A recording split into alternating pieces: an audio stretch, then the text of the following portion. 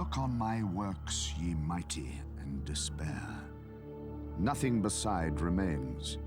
Round the decay of that colossal wreck, boundless and bare, the lone and level sands stretch far away.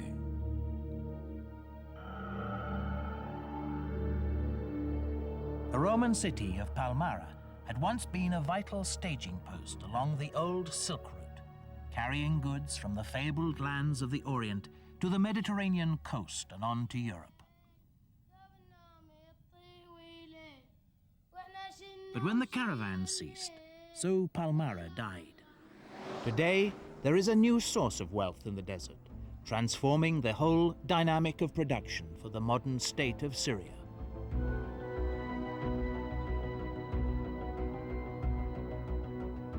At the hub of this transformation is Damascus, Syria's capital.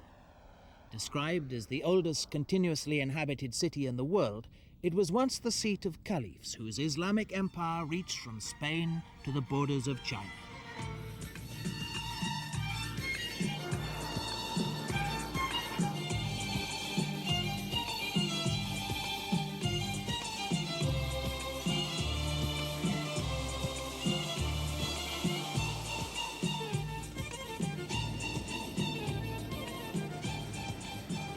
Today it is still a vibrant city, a vigorous commercial entrepot, and for the newcomer, a place of constant fascination and surprise. Walk its busy streets, enter its arcaded souks, and you will be confronted by images of its fabled past, a world of zestful energy and sensuous delight. With the constant seasonal cycle of fresh fruits and vegetables, there is a fragrant wealth of possibilities, especially for those prepared to be adventurous with the more unusual herbs, spices, and nuts.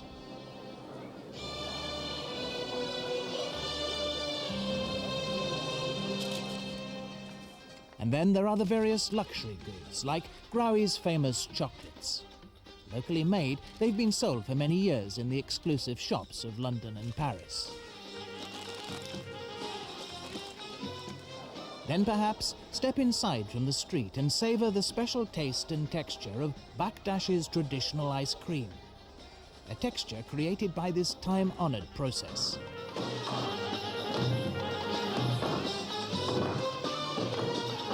One place that is never without customers, usually men, is Ahmed Al-Gabra's perfume store.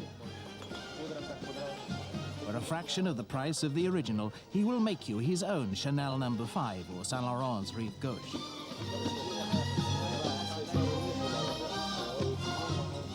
Indigenous fabrics and furniture, articles crafted in copper, silver and gold. Syria's souks don't just delight and dazzle the senses, they also offer quite remarkable bargains. And sometimes they use floral design just to make it as decoration a little bit, not so Muslim and for praying. Okay, so I have to show you my other part. Okay. Yeah. Welcome. Please come this way.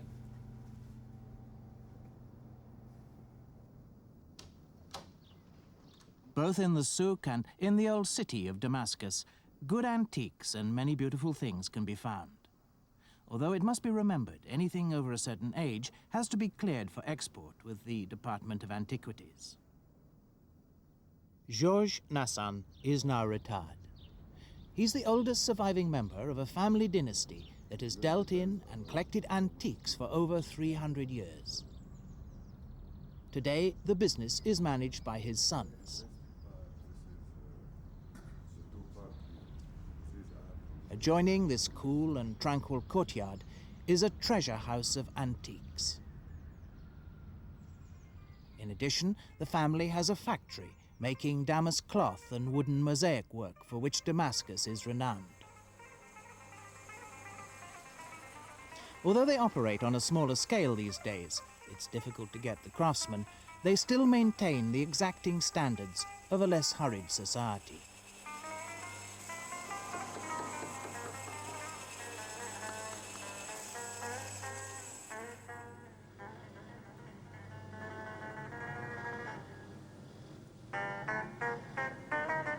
A modern country still cherishing ancient ways, whether it be the centuries-old skills of its craftsmen or emanating from the nomadic life of the desert, an unquestioning generosity to strangers.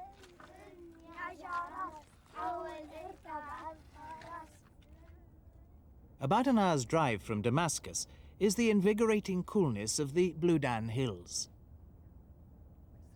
Whether walking here or, for women, simply eating out on their own in restaurants, the ability to do what you want when you want takes many visitors to Syria by surprise. Also the ease with which it's possible to be part of the local life, sampling, for instance, traditional food in the souk, or relaxing in the hammamat, the public baths.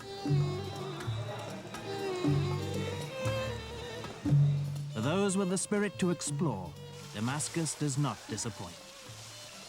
And incidentally, some of these hammamat are open on certain days for women only. Visitors will notice that while some women wear the veil, or hijab, others dress in a Western manner, sometimes with great elegance, at other times more informally. There's an easy and relaxed attitude in the streets of Syria, which are safe and quite unthreatening.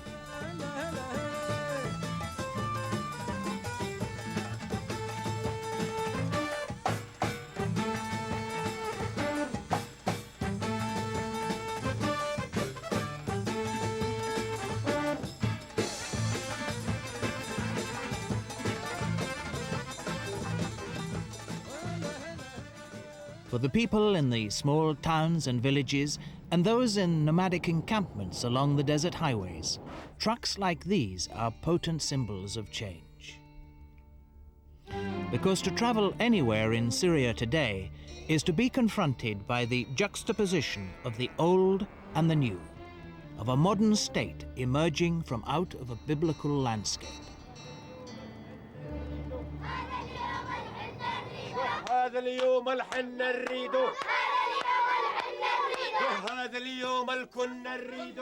These are the descendants of the earliest Semitic people, subject over the centuries to invasion and colonization, by Egyptians and Aramaeans from the south, by Assyrians from the east, and from the north and from the sea, the Greeks and the Romans.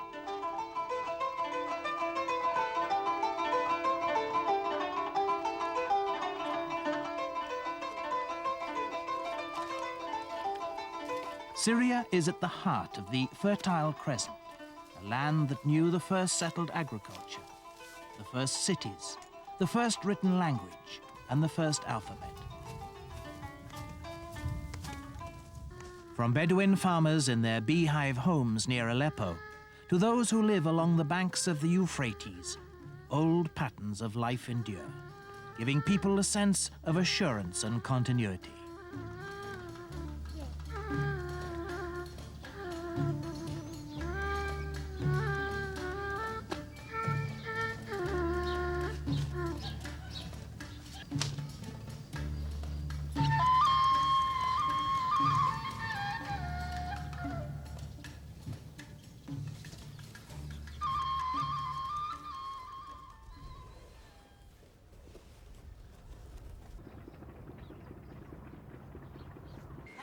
In the east of the country is Deir ez-Zor, a regional center for the settled farmers of the Euphrates Valley and the desert Bedouin.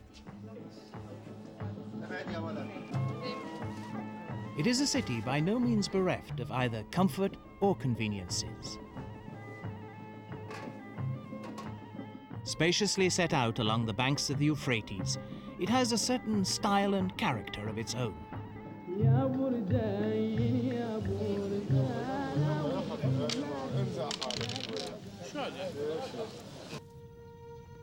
It is in this ancient landscape that today's people often stumble across relics of their much earlier past. For instance, here a Bedouin farmer, looking for a stone to mark a grave, uncovered objects that were to lead to the discovery of the ancient city of Mari.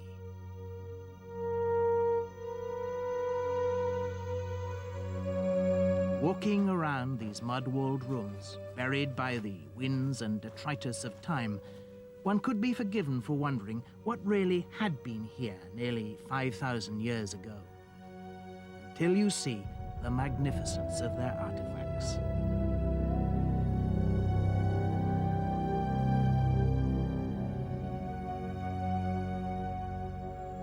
Who were these people whose women, so serene, so knowing, so dignified, challenge us across the centuries with their piercing eyes?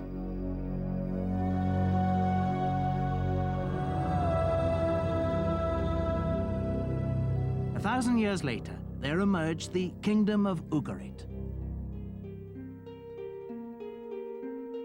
Here, because the people built in stone, much more remains. Most of their domestic houses were supplied with 3 essentials: a well, drainage, and beneath the home, an underground family tomb. When you died, you were simply taken downstairs. The most sensational discovery of Ugarit was the earliest known alphabet in the world. Until then, Egyptian hieroglyphics and Mesopotamian cuneiform required hundreds of signs far too difficult for any but the scribes to use. But in Ugarit, somebody had the brilliant idea of expressing language by simply using 30 phonetically based signs. It was a leap for civilization as momentous as the invention of the printing press 2,500 years later. When the Romans arrived in the 1st century BC, Syria became the eastern outpost of their empire. They built magnificently. This straight, once colonnaded road runs through the heart of the old city of Busra. It would be difficult to find any situation in the world quite like it. Here is no empty, sun-ambered city like Palmyra, abandoned to the sands of time. People still live in the Roman ruins. TV aerials decorate houses whose dark basalt stones were hewn 2,000 years ago.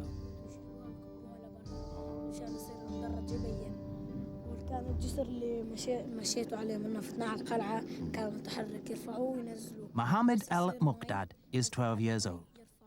No better guide could be found to Busra's fortress, where contained inside is one of the most splendid amphitheaters to be found in the whole of the Roman world.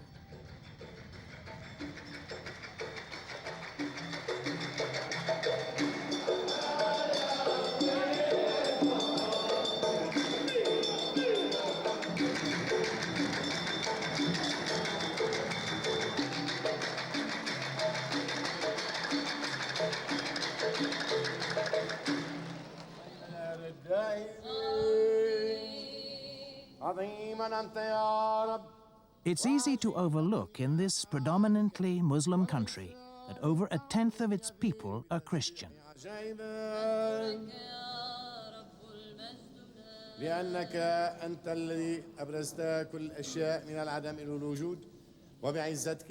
Religious tolerance is as much a characteristic of the Syrian people as is an impartial secularism a policy of government.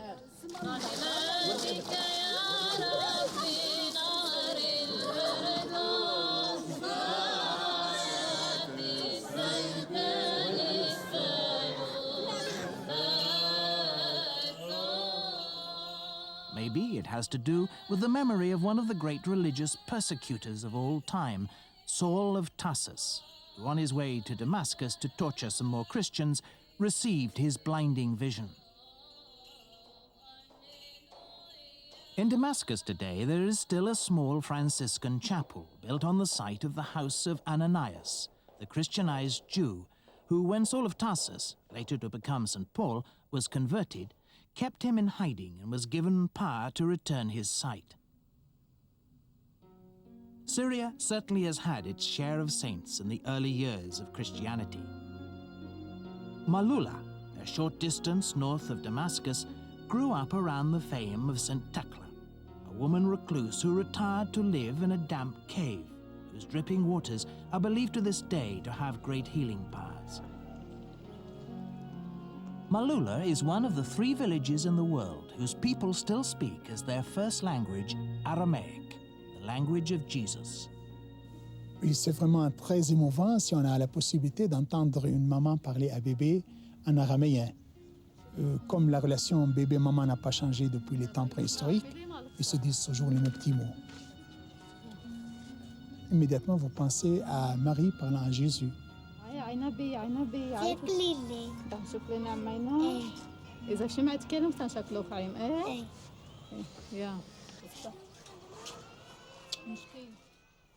Another extraordinary Christian of those early years was St. Simeon Stylites, who, finding monastic life not sufficiently severe, took to living on top of a tall column.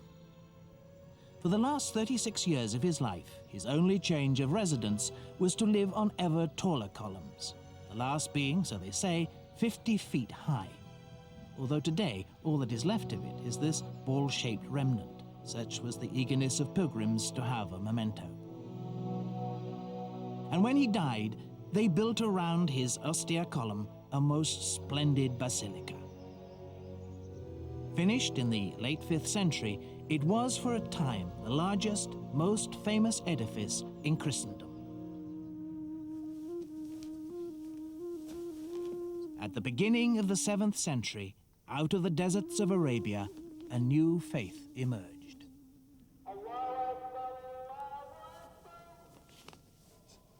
Through conversion and conquest, Islam swept like a meteor across the heavens throughout the Occidental and Oriental worlds. By the end of the 8th century, the Arab Empire was larger than even the Empire of Rome had been.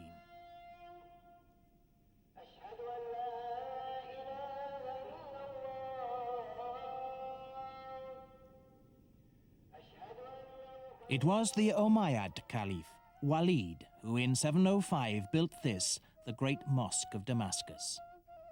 I want, he said, to build an edifice the equal of which was never designed by anyone before me or anyone after me. Today it ranks 4th amongst the most holy places of Islam and contains, apart from some of the most beautiful mosaics in the world, a tomb for John the Baptist, a reminder that many of the early prophets of both Judaism and Christianity are recognized and revered by Muslims too.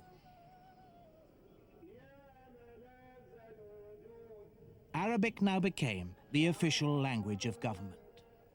Mosques were built in every city, and Christians were allowed to worship unmolested, provided they paid their taxes.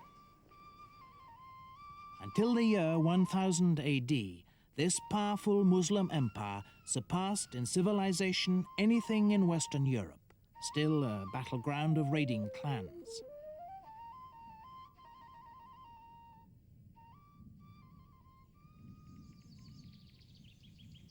But around this time, the tide turned. Islam, with Syria as its center, was bedeviled with internal rivalries, while Europe was beginning to organize itself into states. The cry went out that the cradle of Christendom should be reclaimed. Thus started the Crusades. Bold in concept, pious in intent, the Crusades in practice fell far short of their high ideal. Saint Bernard of Clairvaux called on murderers, rapists, adulterers, and all other criminals to come and purge their sins in holy war, while the Pope promised all who died in battle an assured place in heaven. In attempting to consolidate their conquests, they built all but the most impenetrable fortresses. The great castle of Saun was surrounded by a massive gorge on 3 sides, while on the 4th side, men cut an artificial ravine, leaving only this extraordinary pinnacle to carry the drawbridge, the sole connection to the outside world. It was unassailable, or so it seemed. Today it is called Qalat Salah ad-Din, after the 12th century leader of the Arab resistance. Known in the West as Saladin, he was recognized as the most courageous and chivalrous general of his age. Bombarding and assaulting the castle from this point on the far side of its entrance, he finally broke down its defenses, destroying for all time its invincible reputation. But the most mighty fortress of all was the Crac des Chevaliers. It is every schoolboy's dream of a castle. T.E. Lawrence, who wrote a book about Crusader castles, described it as perhaps the most wholly admirable castle in the world.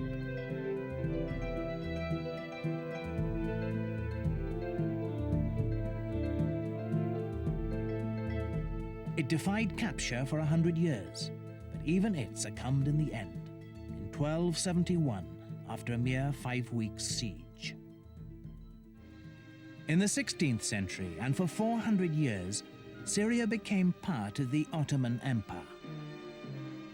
It's a strange irony that only as Arab power declined did the West begin to respond to its culture, even if much of the interest was through a romantic haze of exoticism.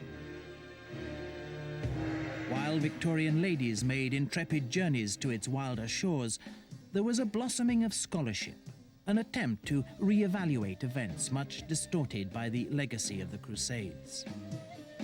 To get a sense of that more recent history, as well as the distant past, there is no better place to do this than in Syria's second city, Aleppo.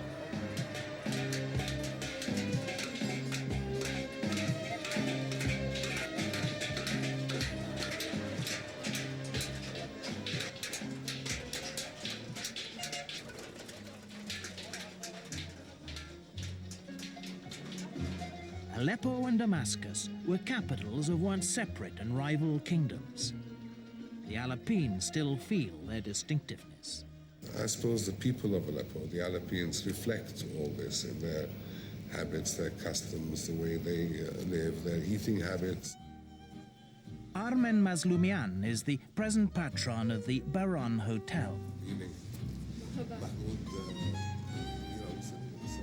He's a reminder of those days when tourists were travelers and one hotel was different from another. Many an illustrious name has booked in at the Baron. T.E. Lawrence is remembered by a framed copy of his hotel bill. Other guests were aviators Amy Johnson and Charles Lindbergh. Also passing through were American banker David Rockefeller and the French singer Charles Aznavour. Writers like Freya Stark and Agatha Christie were regular visitors. In the early years of this century, it was not Istanbul that was the final destination of the Orient Express, but Aleppo. When Agatha Christie wrote the first draft of Murder on the Orient Express, she did it here on the terrace of the Baron Hotel, while waiting for her archaeologist husband, Sir Max Mallowan, to return from the dig at Tel Brak. Whether walking in the mellowness of its pine-shaded parks or passing time at its sidewalk cafes, this city exudes a quiet assurance that says, here you will find the heart of life.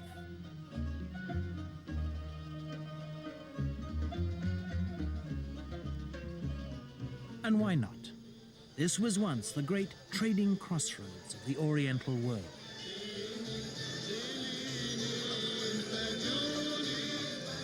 Even today, to venture into its souk is to enter a dazzling cacophony of sound and color and delight that is of another time, another world.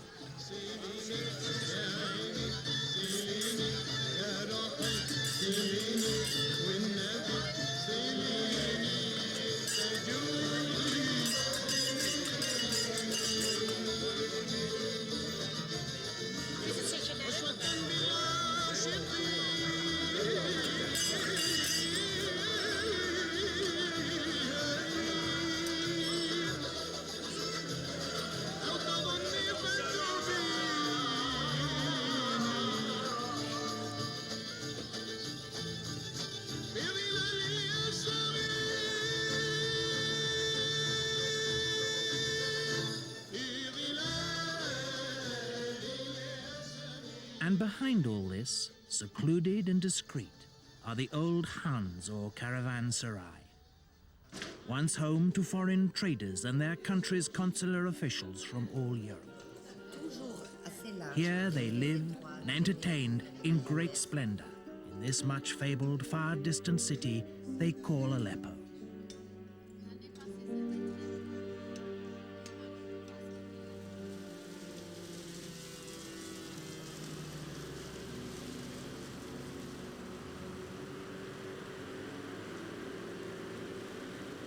An illustrious past, a hopeful future. In many parts of Syria today, there is evidence of a new dynamism. Financial commentators have described Mediterranean Arabia, of which Syria is a crucial part, as the new growth area for investment. For the visitor, Syria may surprise and will certainly delight. It will offer much, both in the exploration of the sites and artifacts of the past and in the encounter with its people of today, hospitable, gracious, dignified, a people quietly confident in themselves and the prospects for their country's future.